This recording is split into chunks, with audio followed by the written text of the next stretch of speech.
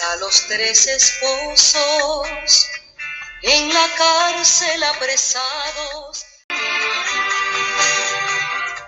Era noche de noviembre, allá arriba en la montaña, por un camino al abismo, el tirano de la muerte seguía a las 3 hermanas.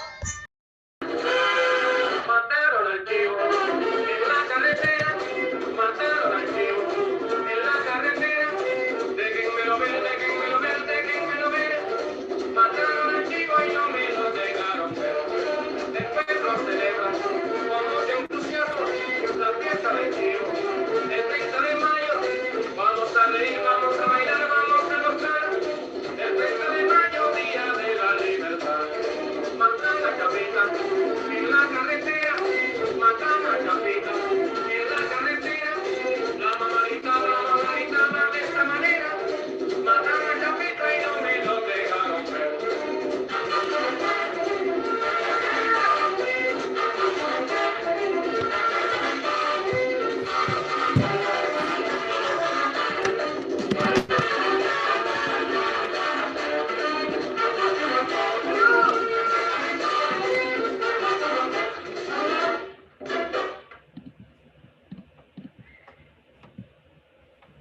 Bueno, este es como pudieron escuchar, es un merengue que pues celebra, digamos, un poco el asesinato de Rafael Leónidas Trujillo. Está escrito por Antonio Morel, bueno, tocado y escrito por Antonio Morel. Y bueno, más adelante vamos a ver por qué pues, es importante también la música en todo este movimiento que se dio antitrujillista, ¿no? Bueno, un poco para situar el movimiento, un poco para situar el régimen y los movimientos de mujeres que se dieron en ese lugar, eh, para contextualizarles, me gustaría decir, bueno, primero el régimen trujillista fue una dictadura burguesa, tenía por objetivo y contenidos esenciales el sostén del capital. Su régimen era una herencia de la ocupación militar norteamericana. Él había organizado un ejército, Trujillo había organizado un ejército que le era personalmente leal, lo que le permitía contar con un aparato militar independientemente de la clase gobernante tradicional que ya había en República Dominicana.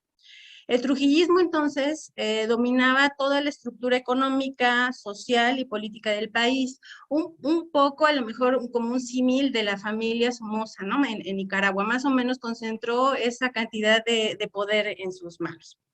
Su dominio sobre el país era total, controlaba casi el 45% de toda la mano de obra activa, y como al mismo tiempo también controlaba las plazas gubernamentales, o sea, él decía quién entraba o no a ocupar un cargo dentro del gobierno, y lo cual también incluía las Fuerzas Armadas, los empleados, todos los empleados públicos, el sistema bancario, el eléctrico y el hotelero. Él daba la venia para que las personas pudieran incorporarse a ese tipo de trabajos asalariados. Por eso se dice que controlaba el 45% de toda la mano de obra asalariada activa del país. El 80% de la cartera de empleos, también gubernamentales eran controlados por él, ¿no? El otro 45% pues era de lo demás, del hotelero, lo bancario, el eléctrico. Bueno, ¿y cómo pudo hacerle para lograr y concentrar tanto poder? Un poco para comprender la historia, en 1916, en República Dominicana, se dio la primera ocupación norteamericana debido al impago de la deuda externa. Entonces, el ejército norteamericano entró a República Dominicana, se creó una ocupación y rápidamente empezaron a crear una Guardia Nacional para restablecer el orden. En 1918, Trujillo se va a integrar a la recién fundada institución militar, porque esta institución militar estaba buscando dominicanos justamente para que pacificaran el país, ¿no? Su misma población. Por ello, rápidamente fue promovido a segundo teniente en 1919. En 1920 fue sometido a juicio militar por violación y extorsión a una mujer de nombre Isabel Guzmán, menor de 16 años. Sin embargo, pues por sus vínculos políticos y sus vínculos militares que para entonces ya tenía, fue exonerado del cargo, ¿no? Para 1922, Trujillo fue ascendido a capitán. Trujillo fue ascendido a capitán y después a mayor por sus servicios en el ejército estadounidense. Entonces, justo por ese apego y fidelidad que tenía para el ejército estadounidense o hacia el ejército estadounidense, es que Trujillo logró ascender muy rápido en la escala jerárquica de la milicia.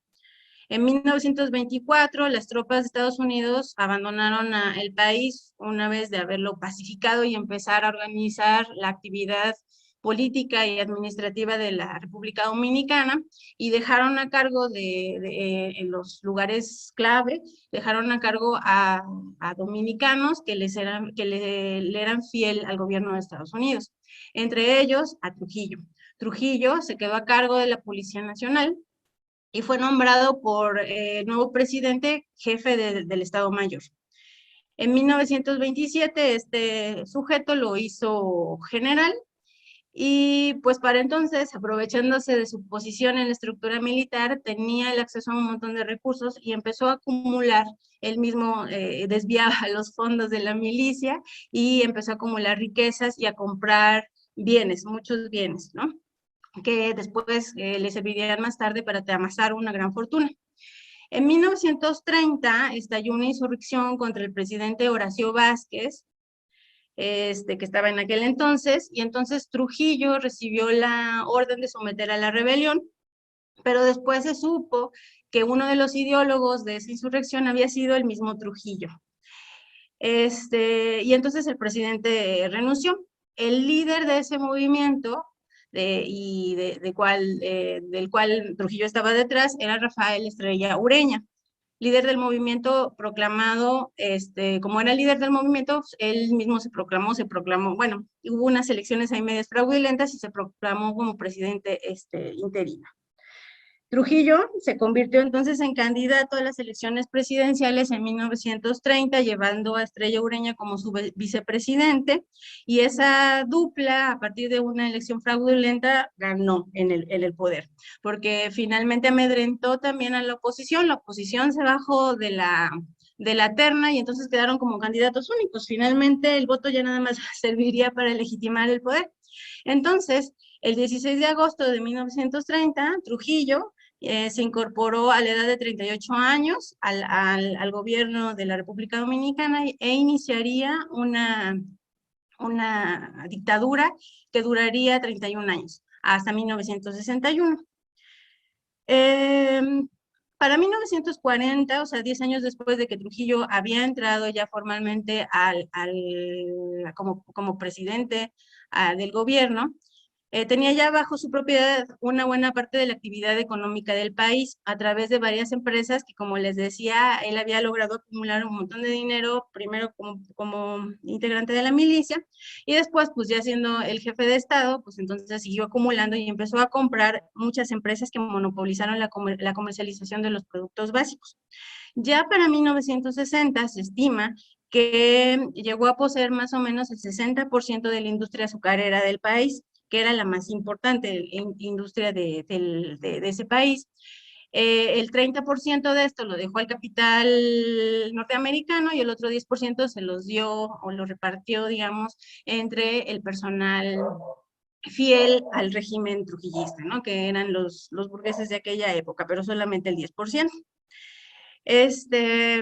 Además de la cuestión de la industria azucarera, también hizo inversiones en la industria ganadera, en muchos bienes inmuebles, y su fortuna personal ascendía alrededor de los $800 millones, y se estima que para la época, o sea, estamos hablando, como les decía, de 1960 ya, se encontraba entre las 6 fortunas más grandes de la época. O sea, no era menor el poder.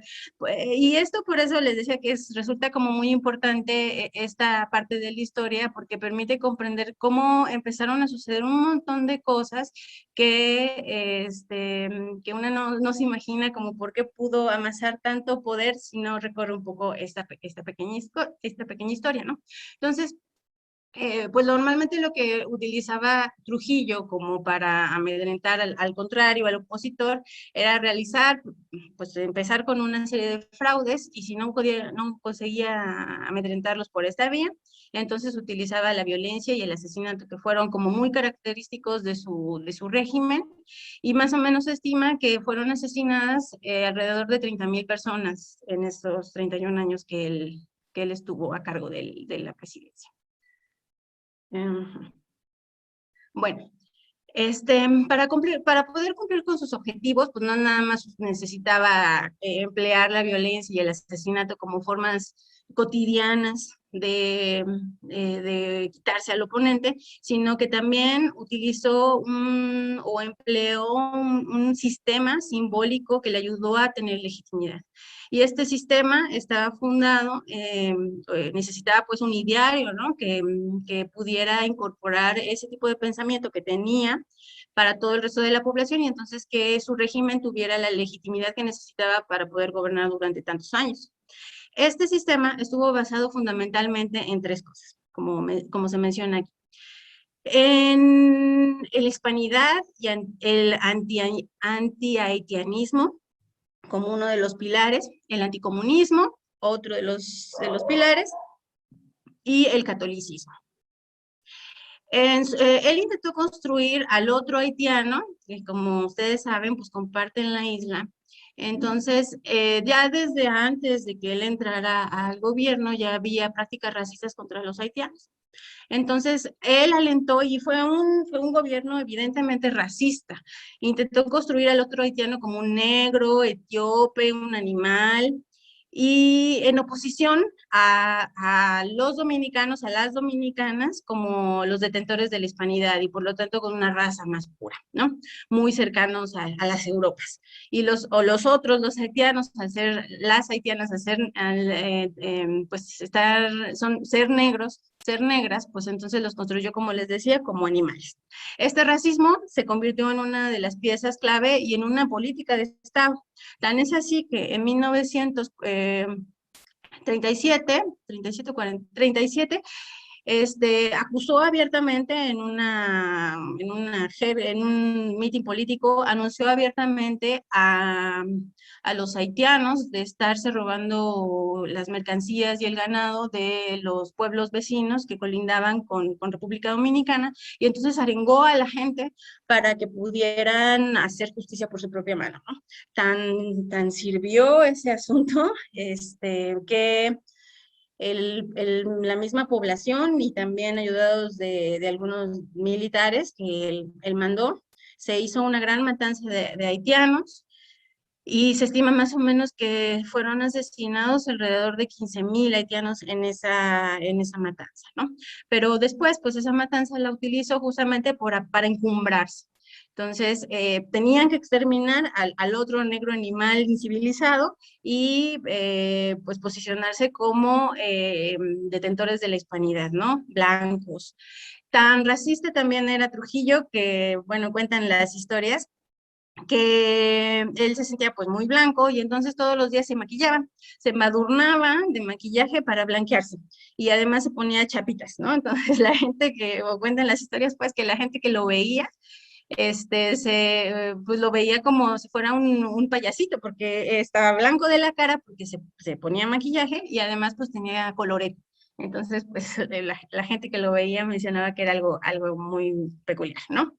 Bueno, esta hispanidad y antihaitianismo se acompañó siempre del catolicismo, y el catolicismo de tipo, por supuesto, conservador, ¿no? No con otra, el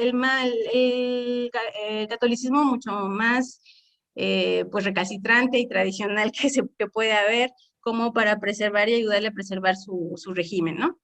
El catolicismo Además, las ideas católicas de Trujillo eran ideas beligerantes y se funda además en una cosa así como de abolengo histórico, ¿no? O sea, República Dominicana es la raíz de la hispanidad en América Latina, decía. Es el primer asentamiento de los europeos en las tierras recién conquistadas. Es el primer solar americano que canta la primera misa. Es el lugar en donde se construye la primera catedral de América Latina. Es el faro del saber que construye la primera universidad también de América Latina, ¿no? Entonces, estas primogenituras que se van a vincular con este catolicismo, entonces también encumbrar este pilar, o a fundamentar o a sedimentar este pilar. Finalmente, bueno, pues otro de los pilares que también caracterizó, como ya lo hemos visto, a muchas de las dictaduras en América Latina,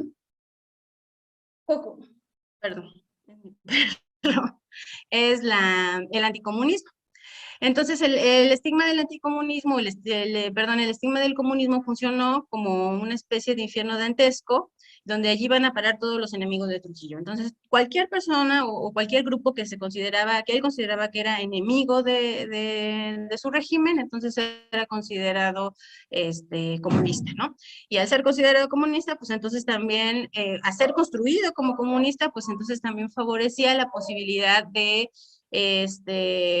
buscarle y asesinarle o meterlo a la cárcel, ¿no? Porque estaba en contra del régimen. Bueno, el mito porque además se le llamaba así, ¿no? Tuvo varios apodos. Uno es el que escucharon ustedes en la canción, que es el Chivo, pero ese era como un apodo que le habían puesto más en la gente, pero oficialmente él se hacía llamar como el benefactor de la patria o como el generalísimo. Entonces, este mito de benefactor se fundó también en la idea del progreso y impulsó la modernización del país como si fuera un credo político y pues dio marcha una bola de obras que resultaron ser, o él las ponía como el paso hacia la modernización, ¿no? A diferencia de estos comunistas que quién sabe qué querían, que eran construidos como aquellos que querían destruir al país, entonces él opuso esa idea y empezó a construir también una idea de modernidad. Entonces construyó ciudades, asfaltó caminos, puso electricidad, hacía arenga de que había comprado barcos, traía la moda de París, utilizaban textiles ingleses, pues también habían innovado en la industria automovilística y entonces, bueno, también parte de este sistema simbólico, la construcción de modernidad. Ese gran mito del benefactor necesitó de una serie de estrategias para asegurar el poder. Y una de esas estrategias fue la música, el empleo de la música. Fue el empleo de la música y otra más de la educación. Pero bueno, ahorita vamos a hablar un poquito de la educación. Entonces, Ana, si puedes poner el siguiente video. Ese sí es un video, por favor. Sí. Pues vamos a ver un poco. Voy a compartir mi cámara, pero voy a quitar mi video para que se escuche mejor. Entonces,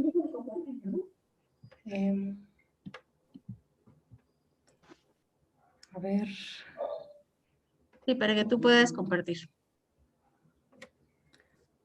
No me está apareciendo la opción de compartir. Ese es el detalle. Ya quité, es que ya quité, a lo mejor era por eso, ¿no? No, me sigue sin aparecer la opción de compartir mi pantalla, entonces, a ver, déjame ver.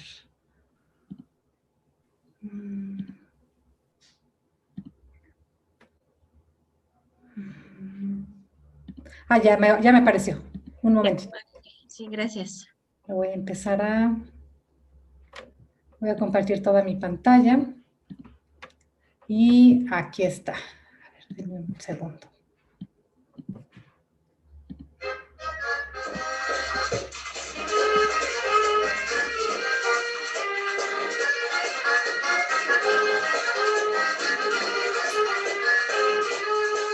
En la República Mexicana, por muchos años, el merengue se empleaba para denunciar los males de los pueblos. Muchos compositores de merengue, sobre todo los del Cibao, se encargaban de describir la situación de Santiago, ya que la mayoría de ellos eran nativos de esa demarcación. En el merengue expresan las costumbres de aquí. Todo el mundo de aquí.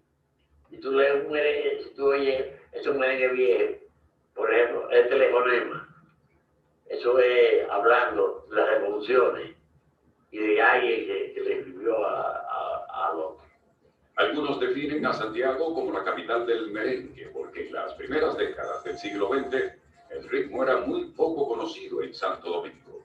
Ya para esa época, en un barrio de Santiago existía el primer salón especializado para bailar merengue. Y se llamaba Perico Limpiado. Se llamaba Perico Limpiado porque estaba en una zona de prostitutas. Y entonces la gente de la capital identificó el conjunto que tocaba como el Perico Limpiado. Siendo la de salón se llamaba Perico Limpiado. Son la gente de la capital que bautizan a ese conjunto como Perico Limpiado. Desde entonces, el merengue típico comenzó a conocerse en el país como el Perico Ripiao, pero no se tocaba en el centro de la ciudad de Santiago, solo en algunos barrios, en las calleras y en los campos. Con la llegada al poder de Rafael Trujillo en el año 1930, el merengue recibió un gran empuje, porque el gobernante se apoyó en ese ritmo para promover su campaña y decidió desde el poder incentivarlo. El gobierno de Trujillo dio un gran apoyo a los conjuntos típicos y comenzó la formación de grandes orquestas de merengue que tenían todo el respaldo del dictador, quien decidió establecer una política de Estado sobre el merengue. Aquí el gobierno traía investigadores, etnomusicólogos norteamericanos a hacer investigaciones, a recoger muestras que están en la biblioteca del Congreso de Washington, del folclore musical dominicano. Para el pueblo ha sido grato el grandioso noticia, la del nuevo candidato que proclama la nación, que gobierna el general, es la voz de mi tristeza, realizando su ideal, bajo luz de las estrellas. Ahora,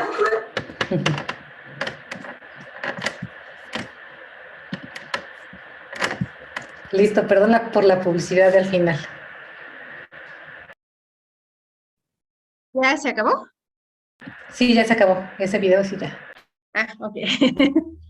Bueno, O tal vez déjame ver, a lo mejor es sí, que... como sí. que se me hace que le falta un pedacito.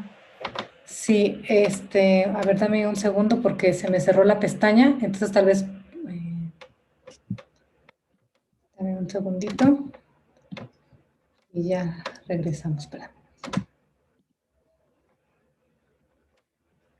Seguramente sí fue que, como no tengo contratado, mira, esta publicidad.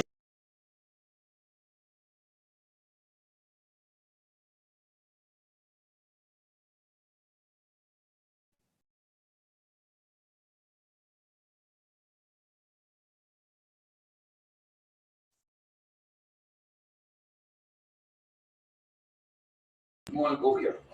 Tras la muerte del dictador llegó el refugio a la familia Trujillo y con ello también al ritmo y a los cantantes, varios de los cuales tuvieron que salir huyendo del país. Se cantó merengue para anunciar que el dictador había caído y por muchas partes se escuchaba el merengue y mataron al chivo, del músico español Bambino García. Este tema fue popularizado en el país en la voz de Vinicio Franco, acompañado por la orquesta de Antonio Morel, considerado el músico más independiente durante la tiranía. Mataron al chivo en la carretera, mataron al chivo en la carretera, déjenmelo ver, déjenmelo ver, déjenmelo ver, mataron al chivo y no me lo dejaron ver. Con el paso de los días crecía el rechazo a los merengueros tradicionales de la era de Trujillo. y cuando parecía que el ritmo desaparecía, surgieron varios merengueros que lograron rescatarlo y actualizarlo y ponerlo a tono con una sociedad que iba cambiando. En ese tiempo el merengue típico que parecía iba a morir en un rincón, porque Guandulito tuvo que salir huyendo. El trío Reynoso desapareció con la muerte de su líder y muchos de los músicos se fueron a Nueva York. Pero es entonces cuando surge Tatico Enríquez, un jovencito de Nagua que llega a poner en alto el ritmo.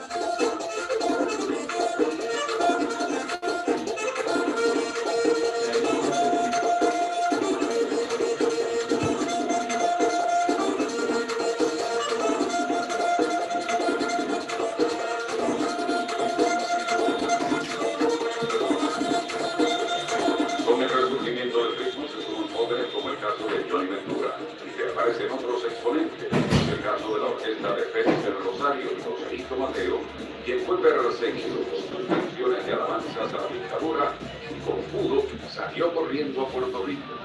Joselito Mateo logró recuperarse y hoy se conoce como el rey del merengue. El merengue se ha mantenido por el esfuerzo de varios músicos y cantantes que lograron vencer obstáculos y llevaron al mundo la calidad de este ritmo que hoy luce su mejor imagen, de la que hablaremos en una próxima entrega.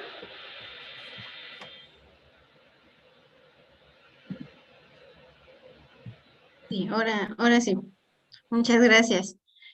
Entonces, como pueden ver, pues también me parece que es como bien interesante cómo utilizó la música, el merengue, le dio un impulso justamente para encumbrarse, mandó a hacer sus propios merengues, tan como dice el video, ¿no? Tan es así que la gente empezó a asociar el merengue con la dictadura, que cuando fue asesinado Trujillo, tampoco querían el merengue, ¿no? Y entonces el merengue también casi estuvo a punto de extinguirse por esa asociación, ¿no? Hasta que fue recuperada simbólicamente o adquirió otro significado.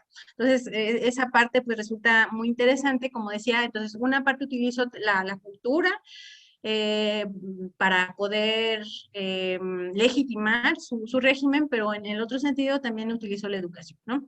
En aquel entonces, en los primeros años de su gobierno, la educación se regía bajo un ideario de Eugenio María de Hostos, que favorecía o que decía, primero era una educación laica, otra una educación donde las mujeres tenían un papel importante, y posteriormente, Trujillo lo que hizo fue cambiarla hacia una educación de corte más católico. Por supuesto, como decía, un catolicismo mucho más conservador, ¿no? Entonces, en un discurso que Rafael Leónidas Trujillo dio en febrero de 1944, él dice, ¿no? Sobre la educación de las mujeres y sobre el papel que tienen las mujeres en la educación. Dice, sé de vuestro patriotismo, de vuestras virtudes cívicas, de nuestra espiritualidad, de todos esos tesoros que habéis prodigado con manos pródigas en el cerrado sagrario de nuestros hogares. Y aquí que ahora los dominicanos os pide que tenéis también con vuestras virtudes el vasto ambiente solariego, ¿no? Entonces, la educación para las mujeres, así como estuvo pensada desde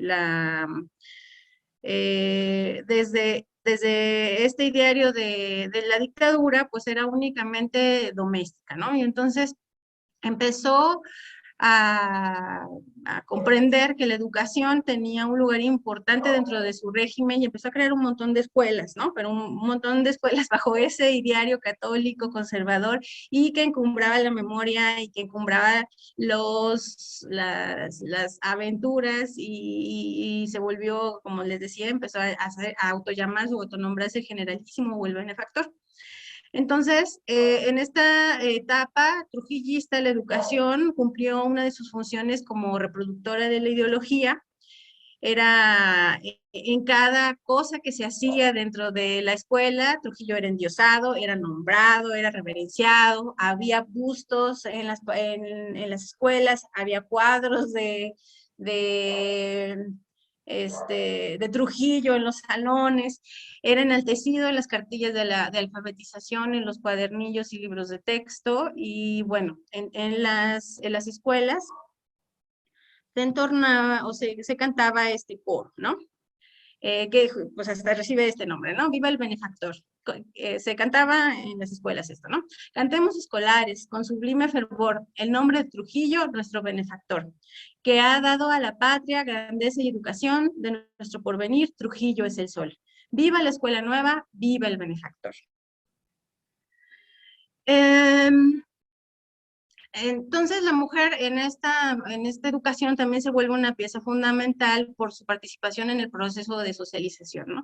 Entonces lo que le interesaba mucho a él que ella ayudara, colaborara como uno de los pilares para sedimentar su régimen ideológico, ¿no?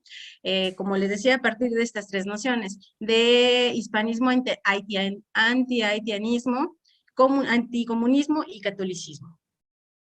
Entonces, se crearon, bueno, no, antes, como otra forma también de ayudar a este proceso educador de las mujeres de esta forma conservadora, entonces también tuvo otra serie de artimañas, ¿no? Utilizó otra serie de estrategias. Entonces, en la ley 279, que se dio el 22 de mayo de 1940, instituye un premio que se llamaba Julia Molina, al parecer en honor a su mamá, ¿no? Y es el premio Julia Molina de la maternidad, por la madre que demuestre tener el mayor número de hijos vivos. Y para poder aspirar a ese galardón, la cantidad de hijos que podía o que debería de tener una mujer no podía ser menos de 11. Si no tenía menos de 11, entonces las mujeres no se podían inscribir para poder obtener este dichoso galardón, ¿no? Entonces, hizo como estrategias de ese tipo donde la maternidad fue exacerbada, las labores del hogar también, la educación, ahorita les menciono cómo también se estuvo vinculando con ello, y en aquel entonces ya existía un congreso femenino, que era también muy afín al dictador, y en 1943 pues también estuvo colaborando con la propuesta de la maternidad, ¿no? De encumbrar esa maternidad mediante la creación de estos galardones para madres que se destaquen por el cuidado que le van a prodigar a sus hijas o a sus hijos. Para entonces también se sugiere la impresión y distribución gratuita de una cartilla doméstica, se le llamaba cartilla doméstica dominicana, y fundamentalmente tenía consejos para la convivencia armónica dentro del hogar que las madres deberían de prodigar, ¿no? Para que las hijas o los hijos crecieran en un ambiente adecuado, y además de prodigar también cuidados a sus parejas. Y hablaba también sobre la educación que estas madres deberían de prodigarle a su descendencia, ¿no? Se crearon, como les decía, tuvo un gran impulso a la educación porque se le ocurrió que era un muy buen lugar y un muy buen espacio para poder permear su ideología, para poder solidificarla y después legitimarla, y entonces se crearon un montón de escuelas. Lo que aconteció entonces fue que se hizo una división sexual de la escolarización, no tanto porque estuvieran separadas por sexos, porque había algunas escuelas en donde se separaban por sexos, pero más bien era por otras circunstancias. Se crearon escuelas de oficios para hombres y para mujeres. Estas escuelas de oficios, en el caso de los hombres, pues eran como las que nos enseñan a nosotras en México de la secundaria, que son técnicas. Para los hombres herrería, plomería, construcción; para las mujeres cocina, corte, confección, cuidados de puericultura, etcétera, ¿no? Entonces, se crearon por un lado esto, pero para las mujeres, que es importante también, para las mujeres que estaban en 8º grado o en grados menores, era obligatorio llevar asignaturas de economía doméstica. Estas asignaturas de economía doméstica eran diferentes, o sea, eran el primer paso para poder hacer este proceso socializador estereotípico de género, en el lavado, el planchado, el cuidado del hogar, la cocina. Entonces se crearon también enseñanzas superiores para ser una buena ama de casa y para las que eran más pudientes, para las mujeres que eran ricas, para las que podían aspirar a casarse con un político, o con alguna gente de la burguesía. Entonces también se hacían una educación mucho más especializada.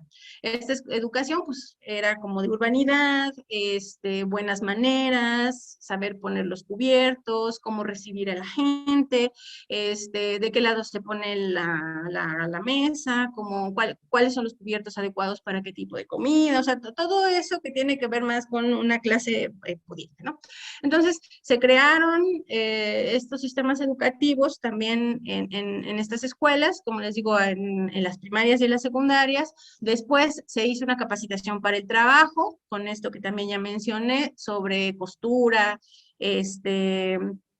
confección, bordado, etcétera, para las mujeres, herrería, plomería, construcción para los hombres, pero además, una cosa que distinguía también de las escuelas de oficios de los hombres es que había una escuela particular de sirvientes.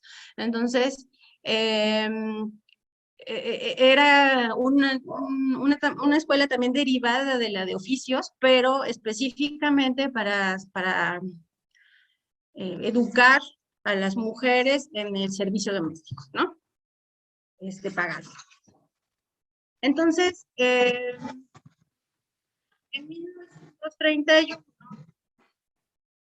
una cosa también importante como para el incorporamiento de las actividades de las mujeres, que pueden ser llamadas en algún momento feministas o no, empezaron también las mujeres alrededor de 1928, empezaron con actividades políticas.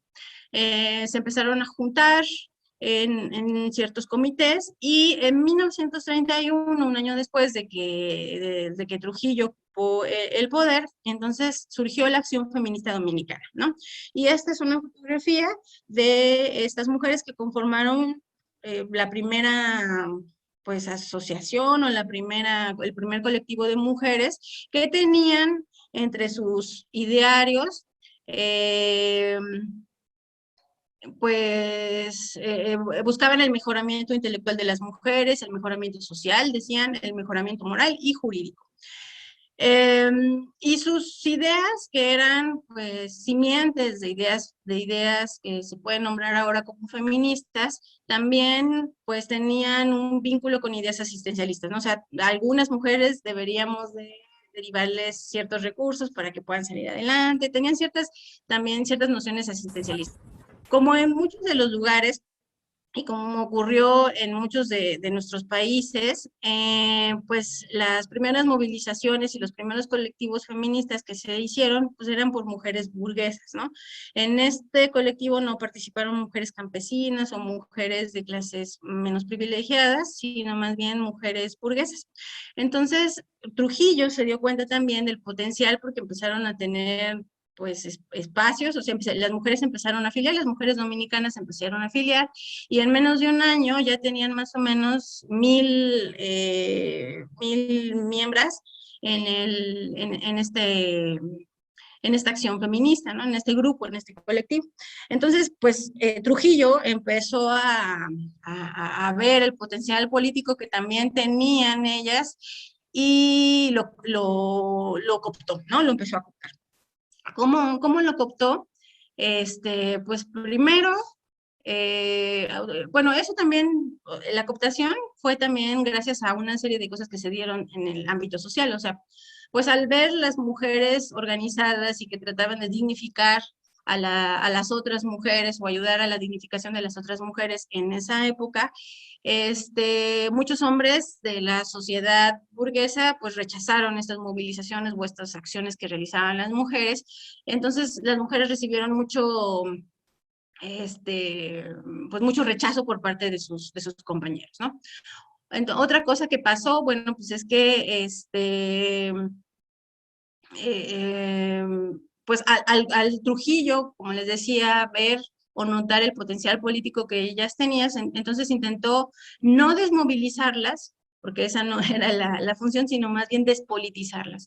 Y entonces hacer que ese potencial político que ya veía, que ya tenían, se transformara en algo que él quería para su régimen, ¿no? Entonces transformó el ideario, o sea, fue tan potente la intervención que hizo Trujillo sobre este colectivo, que entonces cambió el rumbo del quehacer, ¿no? Tan es así que entonces las mujeres que quedaron, porque muchas fueron rechazando pues esta vinculación con el trujillismo, pero otras de estas mujeres, pues al ser también mujeres burguesas, algunos de sus esposos o algunas de sus familiares pertenecían también de alguna manera al gobierno o eran funcionarios públicos del gobierno de Trujillo.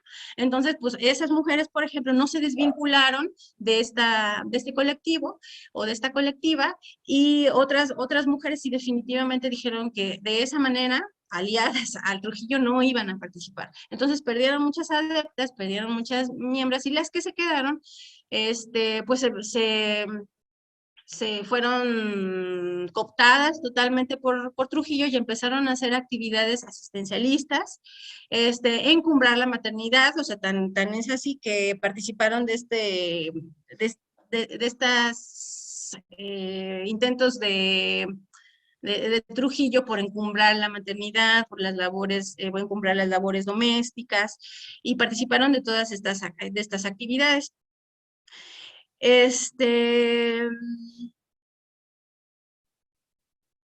También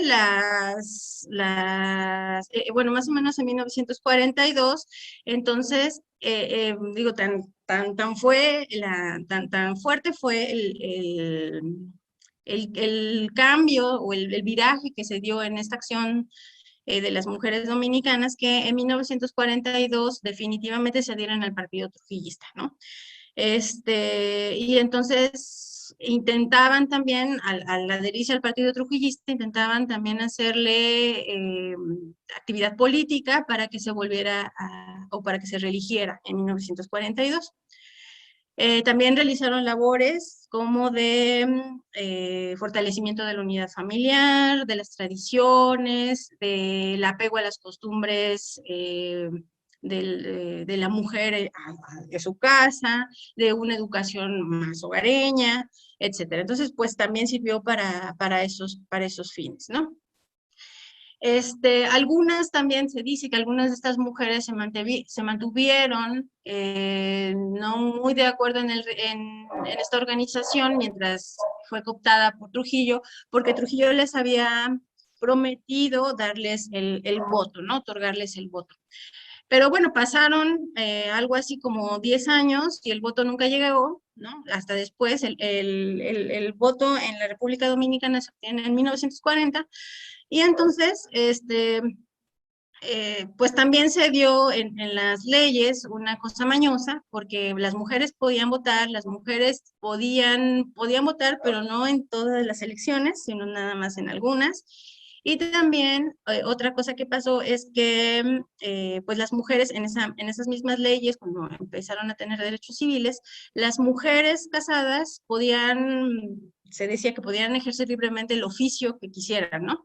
Pero que si tenían que elegir entre la casa y el oficio que deseaban desarrollar, entonces el marido tenía que decidir si ellas podían continuar con sus actividades remuneradas o no, y quedarse en el hogar, ¿no? Entonces, claro, o sea, pues se crearon algunas leyes para favorecer a las mujeres, como supuestamente les había prometido Trujillo. Sí, pero en realidad, pues acabó siendo ahí, pues mañoso, ¿no? Todo este asunto. A pesar de eso, o sea, a pesar de la cooptación que Trujillo hizo de este movimiento, las mujeres de todos modos desarrollaron una gran actividad en muchos espacios, sí ligada al rol doméstico, sí ligada a estos valores tradicionales del ser mujer, pero se empezaron a meter en espacios en los que antes no habían podido ir, ¿no? Entonces, hubo tal actividad de estas mujeres que entraron a las escuelas, a las cárceles, a los reformatorios, a las fábricas, y empezaron como a ganar experiencia política, les digo, sí, ligada un poco a este rol de las mujeres muy tradicional, pero pues empezaron a tener actividades que les sirvieron después a algunas, pues para incorporarse a otro tipo de organizaciones, ¿no? En 1943 se dio el primer congreso femenino y entonces estas mujeres o esta organización de mujeres fue la que dio este primer congreso femenino, o la que organizó este primer congreso femenino, y entonces empezaron a dar charlas también, ¿no? Sobre la higiene, el fomento del espíritu religioso, la educación de las hijas y de los hijos, la educación moral, las prácticas de cocina y la economía doméstica. O sea, los temas en los que giró el primer congreso femenino, efectuado en 1943, pues eran todos ellos, ¿no? Como decía, pues Trujillo veía en la educación de las mujeres una oportunidad para reforzar este sistema, y entonces incentivó su educación después, ya después empezó a organizar también o a abrir espacios universitarios. En 1940 era muy pequeño el porcentaje que las mujeres tenían, la ocupación de las mujeres o las mujeres que podían llegar a los espacios universitarios era muy pequeña. Alrededor de la Segunda Guerra Mundial o con la Segunda Guerra Mundial, como vio que pues estaba dando un mercado económico interesante para la República Dominicana, entonces empezó a abrir carreras. Se empezaron a abrir carreras tecnificadas, ¿no? Ingeniero azucarero, ingeniero marítimo, de derecho, que tenían que ver con lo que se necesitaba para las demandas de la Segunda Guerra Mundial. Entonces ahí también se empezaron a abrir espacios para las mujeres. Pocos, pero comenzaron, ¿no? Para 1940, o sea, 10 años después de que entró Trujillo, el papel de las mujeres era, dentro de la educación, pues solamente era básicamente de los niveles elementales, ¿no? El básico, la primaria y la secundaria. Pero ya para 1946, aproximadamente había alrededor del 10% de mujeres que ya se encontraban estudiando algunas de las carreras que eran solicitadas por pues estas urgencias de la Segunda Guerra Mundial.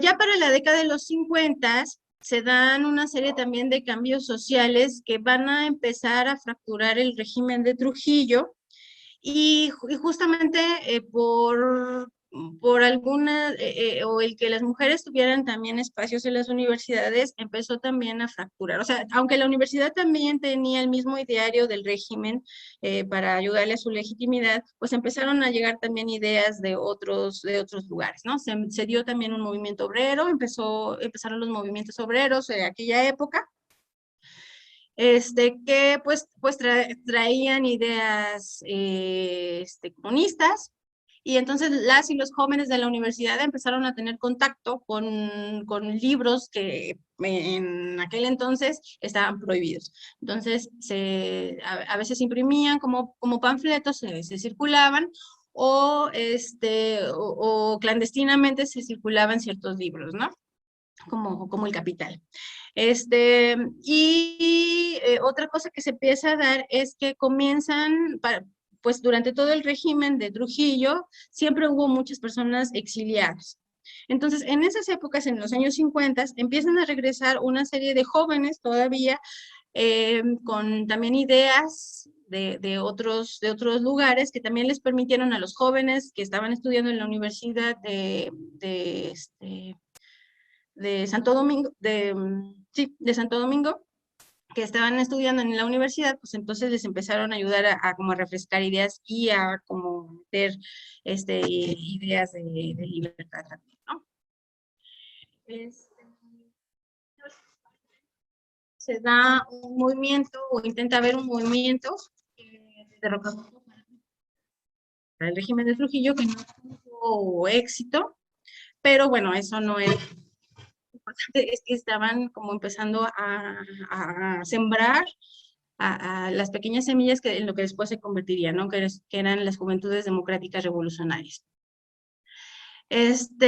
Con el aumento entonces de las mujeres en la universidad, muchas de ellas que fueron piezas clave para el asesinato también de Trujillo y también para las movilizaciones que se dieron de las mujeres en esa época como movilizaciones antitrujillistas, se empezaron a incentivar unas a otras para protestar en contra del régimen. Y la primera actividad documentada que se tiene de mujeres antitrujillistas se da por el grupo clandestino Juventud Revolucionaria. La primera actividad que realizan es la distribución de panfletos en el Congreso Internacional de Juventudes que el propio Trujillo había organizado en 1944 para la celebración del centenario de la independencia. Y entonces, en ese lugar, en ese contexto, las mujeres empiezan a lanzar una serie de panfletos, ¿no? Fue como una de las primeras actividades documentadas de las que se tiene conocimiento, que fue formada por este grupo fundamentalmente de universitarias y que pertenecían a las juventudes democráticas revolucionarias. Entre estas, entre las fundadoras de estas juventudes democráticas revolucionarias estaban varias mujeres. Algunas de ellas las pudieron leer en el texto, María Herminia Orneskorsku, también está una poeta que es muy famosa, una poeta dominicana, Carmen Natalia Martínez, y Josefina Padilla. Josefina Padilla fue una de las iniciadoras de estas juventudes democráticas revolucionarias y me gustaría que viéramos un pedacito de un video de una entrevista que le hicieron, porque se convirtió en la primera candidata, creo que a diputada. Entonces, y participó también, pues, posteriormente del movimiento 14 de junio, que es el movimiento al que pertenecieron las hermanas Mirabal. Entonces, Ana, si puedes poner el siguiente video, por favor. Claro. Ya voy. Ah, ¿ya lo están viendo? No, porque no he quitado aquí el mío. Ya, ahora sí. Ah, entonces seguramente ya se ve, ¿verdad? Ya lo vemos. Ajá. Genial. Nací en el 1924 en Santiago. ¿Quiere decir que usted vivió desde jovencita la dictadura de Trujillo? Claro que sí, yo nací en el 24, Trujillo entré en el 30. Cuando yo tenía 6 años, comienza la dictadura de Trujillo. ¿Cómo entra en la política? Sobre todo en una dictadura que no concedía muchas libertades. ¿Cómo fue eso? Que eso comienza desde mi bisabuela. Mi bisabuela era Seferina Calderón de Chávez. Era una mujer de la línea noroeste, una terrateniente muy respetada en toda la zona. Era comadre de Ibis, pero no estaba de acuerdo con la dictadura de Ibis. Y mi abuela, una de sus hijas, que era mi abuela, se casó con un santiaguero que se llamaba Eugenio de Champs. Eugenio de Champs fue un luchador contra el INIS toda su vida. Y entonces, como que todo eso me influyó mucho en mí. O sea que usted venía de una familia de gente que no se conformaba. Exactamente. Toda esa historia viene detrás. Entonces, yo entro a la política estudiando medicina en la universidad que entonces era la Universidad de Santo Domingo. En esa época no era común que las mujeres hicieran estudios superiores, eran muy pocas. Bueno, te puedo decir que en mi curso éramos 6 nada más, mujeres. Pero ya como que iban entrando, en el curso anterior había 3 o 4 estudiando medicina. Pero realmente éramos muy pocas en la universidad.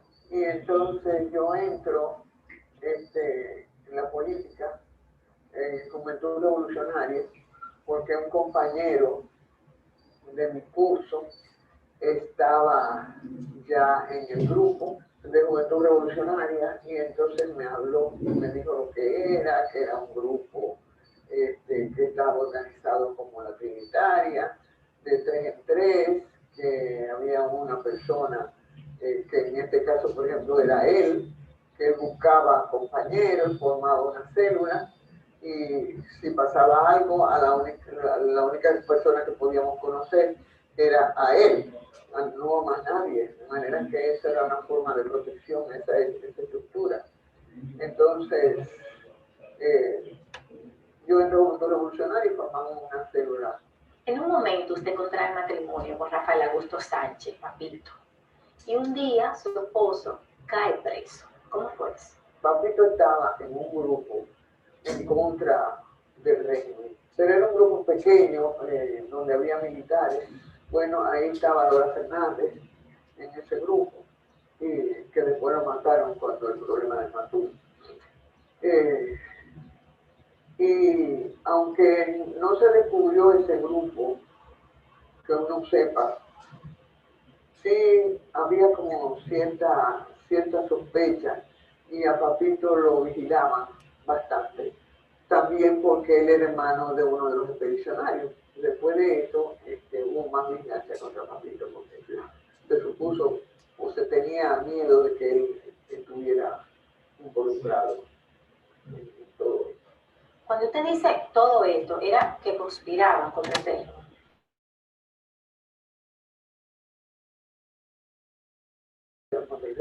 Pero era en que la expedición del 14 había venido y ya se sabía que uno de los hermanos de Papito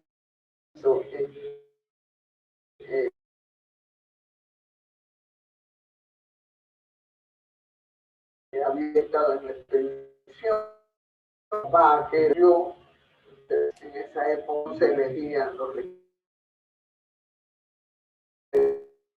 herederos por el régimen, y cuando los nombraban,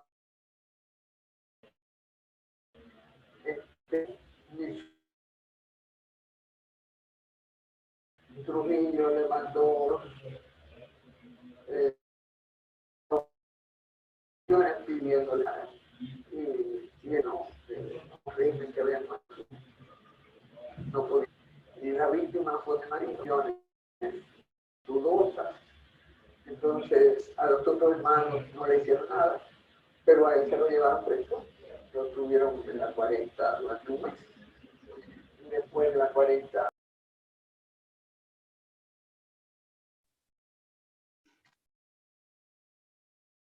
Ay, ya no supe qué pasó. Sí,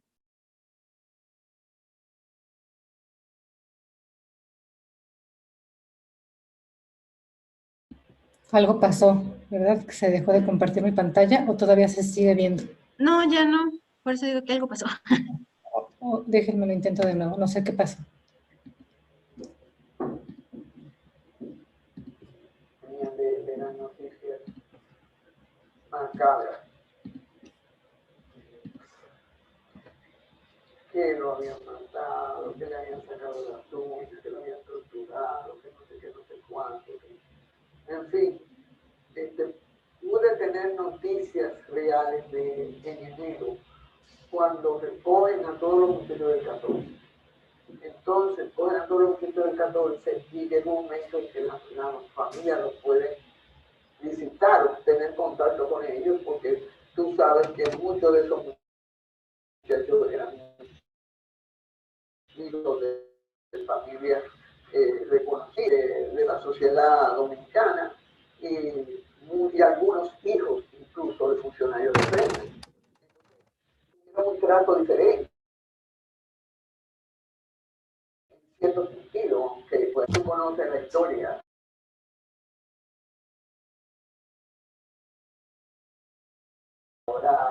de todas las muchachas, podía comunicarse.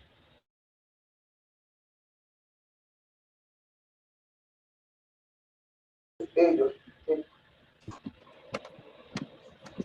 Perdón, otra vez.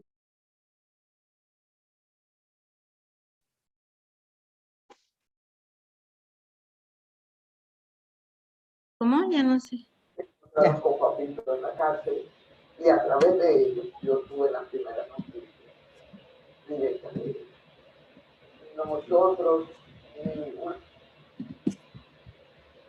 una de mis cuñadas y yo visitábamos, desde que lo cogieron preso, nosotros visitábamos el Palacio de Justicia todos los días.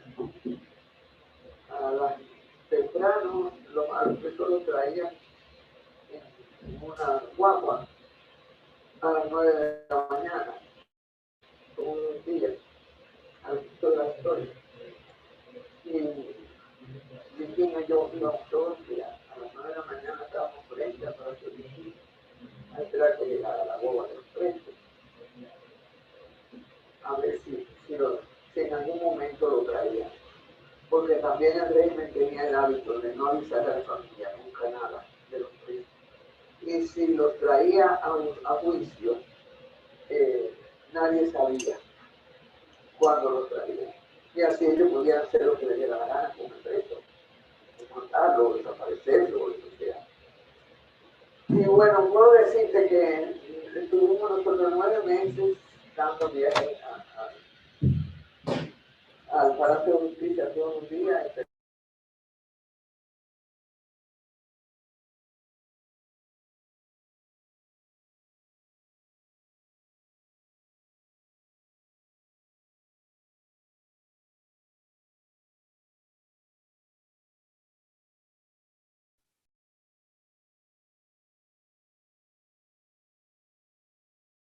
¿Ya te dejamos de escuchar o soy yo?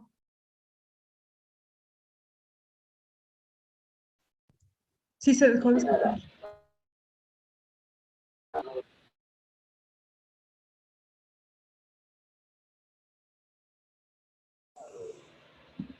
Muy delgado, una impresión. Lo que hice fue que mi cuñada fue al colegio, los más chiquitos todavía estaban en el colegio, para que me trajeran los niños cuando los vieran, porque yo entré para el sitio y pedí permiso para ver. Y me dejaron entrar y ver y saludarme y estar con él, porque los niños los queremos y él quería estar con ellos. ¿Cuántos niños tenías? Pues, entre los 15 que tenía el mayor y la chiquita que cuando su papá lo dieron preso lo que tenía era meses. Ella no se acuerda de su papá, ella no lo conocía, porque a su papá lo mataron cuando ella tenía apenas 2 años. Bueno, luego del ajusticiamiento, el país entra en una nueva etapa de libertad y que su vida también entra en otra etapa. Ya definitivamente se hizo marine, con 8 hijos que levantar. Sin embargo, usted no abandona la política.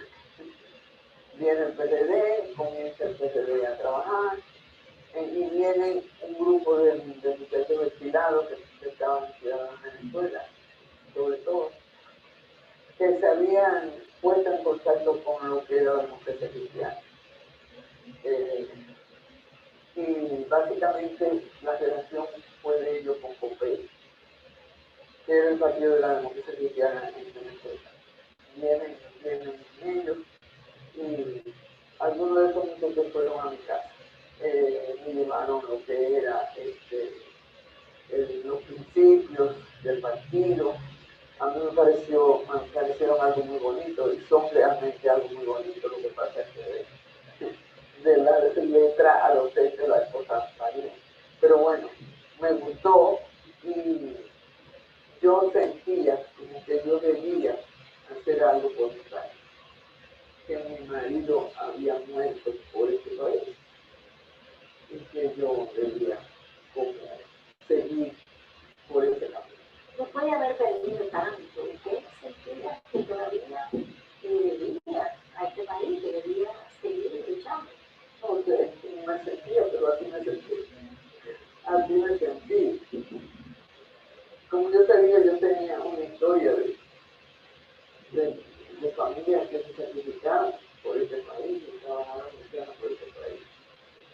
Y el último en luchar y morir por este país fue él. fue mi marido. Entonces yo sentí como que yo le debía a él y que le debía al país también. En la asamblea del partido eligieron a Alfonso Moreno para candidato a la presidencia y me dieron a mí como candidata a la presidencia. Entonces se convirtió en la primera mujer candidata en la historia republicana de este país. Yo creo que en la historia republicana de América Latina. Y nada, vamos a las elecciones y bueno, sorpresivamente nosotros estamos en este lugar. Pero no abandonó del todo la política. Porque entonces vino Vargas, y entonces vino la dictadura Vargas, y vinieron las persecuciones, y vinieron las prisiones, y volvieron las torturas, y volvieron las muertes, y los desaparecidos, un montón de cosas políticas, un grupo de nosotros. Bueno, hasta ahí porque creo que ya estábamos teniendo problemas de audio. Sí, se escuchaba ahí medio entrecortado. De todos modos, les damos el link para que ustedes lo puedan ver, si quieren, ya en sus casas. Bueno, grosso modo, decía Josefina Padilla, ella, como les decía, perteneció ella pertenecía a las Juventudes Democráticas Revolucionarias, y ella fue una de las iniciadoras, las que participó en esto que les comentaba del lanzamiento de los panfletos. Pues después participó también en el movimiento 14 de junio, que es el movimiento en el que también militan las hermanas Mirabal, que ahorita vamos a ver ese caso. Y bueno, ellas se casan también con un antitrujillista que después es asesinado. Entonces va contando como toda la historia de cómo se empieza a involucrar en estas juventudes democráticas, cómo después pues es asesinado. Ella tiene varios hijitos y pues ya no alcanzan a conocer a su papá. Y después ella continúa con su actividad política hasta que se convierte en la primera mujer que es postulada para ser de otra serie de movimientos, ¿no?